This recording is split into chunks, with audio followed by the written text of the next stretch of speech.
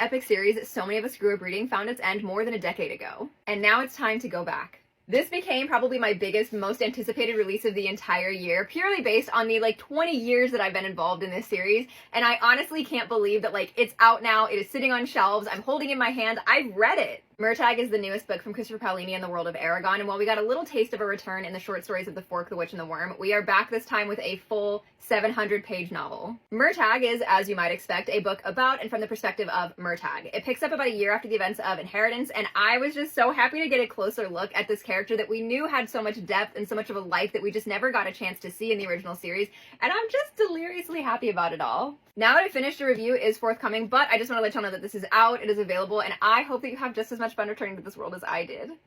Giving book recs based on your favorite Barbie movie as a kid.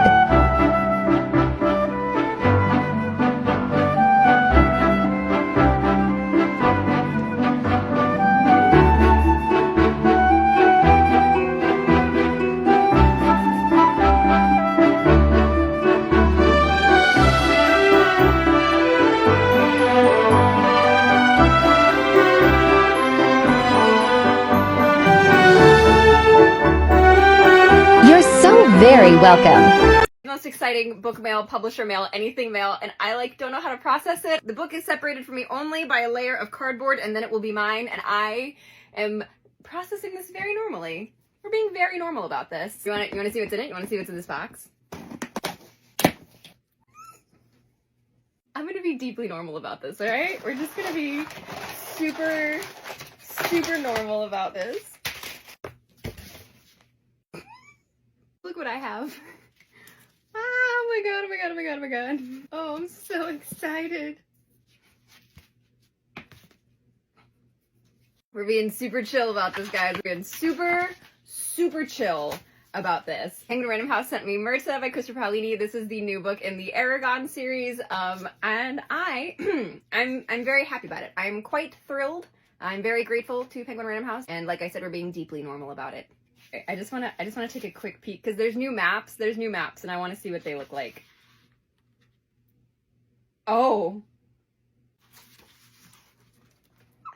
I'm fine. I'm great. I'm doing very well. Thanks for asking. If you had told 12-year-old Emma, who loved this series, who loved these books, who was consistently waiting for the next one, that, I don't know, 15 plus years later, not only would I still be reading these, because I did just reread this entire series, but that there would be a new one coming out, and that the publisher would be personally sending me an early copy, I don't know. Anyway, that's just really exciting. Look at this, 700 pages of new Aragon content. I'm so excited. This right here might be the best book mail of this year. And we're gonna open it together because I love you so much. First, we have a brand new book from Lauren Asher, Love Redesigned. I am so freaking excited to read it, but that's not what we're here for, and we both know it. We have a holiday edition of Fourth Wing. How freaking beautiful is this cover? Beyond obsessed. And we have another copy of Iron Flame, and I say another copy because I already have one. But you know what? There can never be enough. Thank you for coming to my TED Talk. Dragon books are having a bit of a moment right now. So here's my current Dragon book TBR. His Majesty's Dragon by Naomi Novik is the first in a completed 9-book series. This is the Temeraire series, which is the Napoleonic Wars, but add dragons and riders. It's pretty much all I know. I don't need to know too much more. I already know I love Naomi Novik as an author, so I'm just gonna dive into it. Shape a Dragon's Breath by Mona Quill Blackgoose is on my priority to get to before the end of the year. My friend Shay told me that this is Aragon meets Babel, and I was immediately sold. When a young indigenous girl bonds with a dragon, she's sent to the Dragon Riding Academy that is run by the colonizers who conquered her land. They have a very different perception of the relationship between dragon and rider, as well as the history and culture of her people. A Natural History of Dragons, a memoir by Lady Trent by Marie Brennan, is dragon fantasy meets Victorian era science and naturalism in the study of dragons. And it's written by Marie Brennan, who is one half of M.A. Carrick, who wrote The Mask of Mirrors, so I already know I like her work.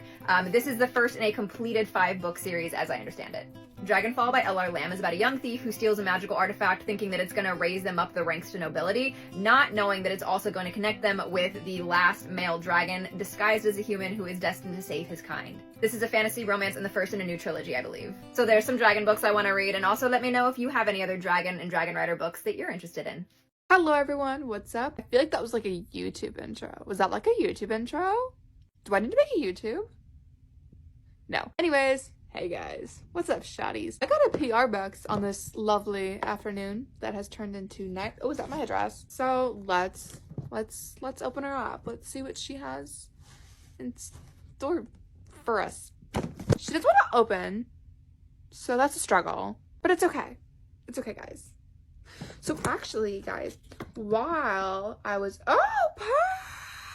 anyways, while I got this, I was in the middle of reading Red Queen number 4 for the first time. I hate Maven. I hate Cal. I love Maven. I love Cal. That, like, you know what team I am? Team Evangeline. That's what team I am. Anyways, but this is from Margaret Rogerson. I mean, first of all, look at how pretty this PR box is. Can we take a moment? This is like one of the prettiest PR boxes I've ever received in my entire life. In said PR box, I want to like make it so you guys can see it. Oh my gosh, that's the fun of it. We have a bookmark. We love to see it. But we also have a author's note. We have an author's note up in here. We do. We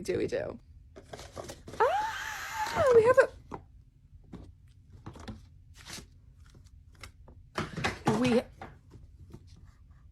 I definitely just broke something. We have a velvet pouch up in here. We do. And in it, it's a crystal, guys. We have a candle, which is incest, vanilla, and sandalwood. Not something I knew I needed, but something I certainly actually needed. Then we have the book itself. This is an ARC, so that's lovely. It's rather large, not width, but like height. I just read the back cover. Lots of new words. Lots and lots and lots and lots of new words. My brain cannot. Whoa. Like, what even is a vespertine? What even is a vespertine? Oh my god, stop. That's the name of the book. The name of the book is Vespertine by Margaret Rogerson. Buy it, please, so I don't feel stupid. This is Vespertine by Margaret Rogerson. Beautiful PR packaging, so thank you guys over at Simon & Schuster, and thank you to Margaret and her amazing PR team. But go buy it, like, just for the cover alone, because the cover is very beautiful and very mysterious and very dark looking. I do appreciate a good, like, mysterious cover, so go buy it. I don't know why, I just really wanted to play this one tonight. I haven't played it in a really long time. I kind of based it off of like a sort of a twisted Alice in Wonderland kind of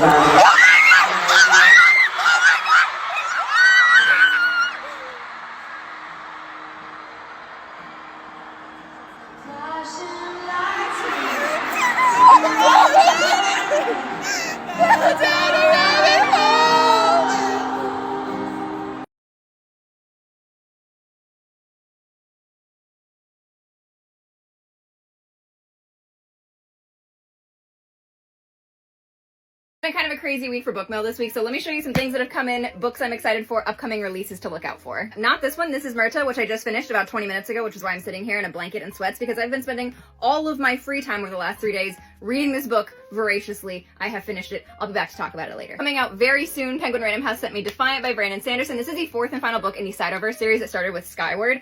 I love this series so much. This was the first thing I ever read from Brandon Sanderson, and I'm so excited to see how this ends up. This comes out November 21st. Natalia Hernandez sent me her new book, Acidi and the Amati, which I feel like I've been watching her progress for so long. I'm excited to have this. This book is out now. This is a Latin cozy romantasy inspired by Peruvian mythology about a woman who can speak to animals who decides to leave the life she's known for a delightful little coastal village where she can just live a normal life and keep her powers to herself. Does it ever work out that way? This looks so cute. Del Rey Books sent me Crown of Starlight by Kate Corain. This is out May 14th next year. This is a sci-fi retelling of Ariadne and Dionysus, and if there's two things that you know I love, it's retellings and Greek mythology. This says it's the first in a snarky, queer, lushly romantic duology, and I feel like I'm very much getting into a sci-fi mood because I've been reading so much fantasy and so much heavy fantasy lately. It might be a sci-fi time. Also from Del Rey Books was this one. This is like beautifully packaged, and then you open it up and it's To Gaze Upon Wicked Gods by Molly X. Chang, and this comes out, I believe, April 9th of next year. It says this is the first book in a big, luscious, morally complex fantasy series that is both inspired by Chinese mythology and born out of the trauma of occupation. In the author's note, she talks about how she was inspired by the ghost stories that her grandfather used to tell her and learning the real history of Manchuria under Russian and Japanese occupation. It sounds like it's going to be really interesting, and the blurbs on the arc that they sent are from Jiren J. Zhao, Hannah Witten, and Andrea Stewart, all of whom I love, so like, this is a good sign. I also want to say thank you to Shay, who sent me a hardcover copy of The Spear Cuts Through Water, which is now very hard to find. It's out of print. I waited just a bit too long. I've been reading this book in paperback. I put it on pause for Murta. I'm picking it back up and I will be finishing it tomorrow. And this I'm so glad I have this copy now. I mean, honestly, just look at the end papers on the hardcover. I'm very glad that I have this out. I was very upset with myself when I finally got around to getting this book and realized I had just missed this going out of print. And then a follower sent me His Majesty's Royal Dragon, so thank you, Serious Reader, for this. This is the first in Naomi Novik's Temeraire series, another dragon writing series, and clearly I'm in like a big dragon writing mood. I am very excited to start this series. Alright, so that's the mail that I got.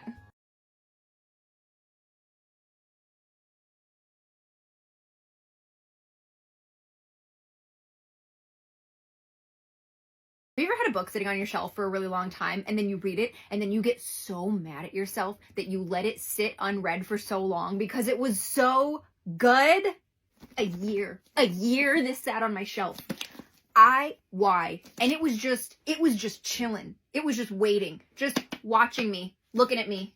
She's gonna pick me up eventually. She'll figure it out. A year this sat on my shelf, unbeknownst to me that a 5-star was just waiting for me to grab it. Let me tell you how fucking good this book is. I loved this. Silver Under Nightfall by Rinchu Peiko is the perfect vampire book that I've been looking for. Brutal and bloody, gothic, sexy, queer, polyamorous, an amazing cast of characters, gruesome monsters that feel like they're right out of a Resident Evil game. When I wrote my review for this book, I completely struggled to write anything coherent, so I present to you this bullet point list of things that I loved about the book. Let me see, I pulled up my review. Oh, also, hello, go get your vaccines. I got my flu shot and my COVID shot today. Okay, number 1, Remy, the main character of this book, quickly climbed the ranks of my favorite main characters I've read all year. I love him. He is a delight to read from. The book is brilliantly placed with a really, really strong opening chapter that sucks you right in. If you are just perusing the bookstore, I implore you to pick this up and just start reading page 1 and get a feel for it because it really throws you right into the middle of things happening. There's a backdrop of court politics that will get me every single time. I love a good bit of political intrigue. The tension in the romantic subplot of this book, my God. I love a good mysterious mad scientist plot. The entire cast of characters in this book is so good, even the ones that you absolutely hate. And it's surprisingly funny. I laughed a lot at this book. And a really great audiobook, but a dangerous one to listen to while you drive. I was driving and listening to the audiobook sometimes with this, and let me tell you, I was ready to run my fucking car off the road. How do I explain that to my insurance company? But in a good way, you know? Anyway, I cannot believe this absolute fucking gem of a book was just sitting on my bookshelf for a year. Like, it was publisher mail that was sent to me, and I went, oh, this looks interesting. And then I didn't touch it for a year. And then I finally did. And I cannot believe it took me that long. I'm also not personally offended that the release date for the sequel got pushed back because I was under the impression that it came out later this year. Apparently it now comes out next April. What am I supposed to do about that? How am I supposed to wait for the Court of Wanderers? Give me the next one. Anyway, you should read this book. I've been getting tagged so much, like nearly every day, from people on Instagram that are like reading this because they saw my stories, like freaking out about it. And anyway, I hope y'all read it and I hope you like it. And it's very good. Have fun.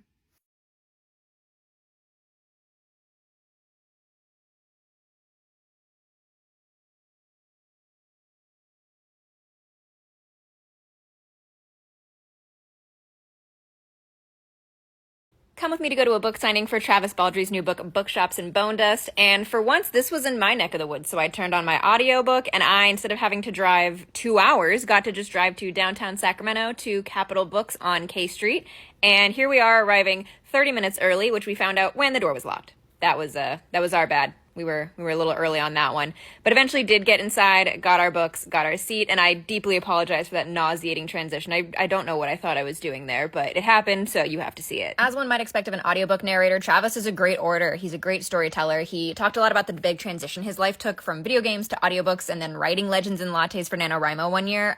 Good luck, by the way, to anybody still in the middle of their Nano right now, including my friend here. That's what this moment was about. They were chatting a little bit about Nano. And then I think the most surprising thing that I heard in this whole thing was just how successful Legends and Lattes was. I think we all know that Legends and Lattes was wildly successful. It's why it got picked up by Tor. But I didn't know it was 55,000 self-published copies sold successful. That's a crazy number. Anyway, he also did a pretty long reading from Bookshops and Boned Us. It's, I think, the entirety of chapter 3 for those of you who have read it.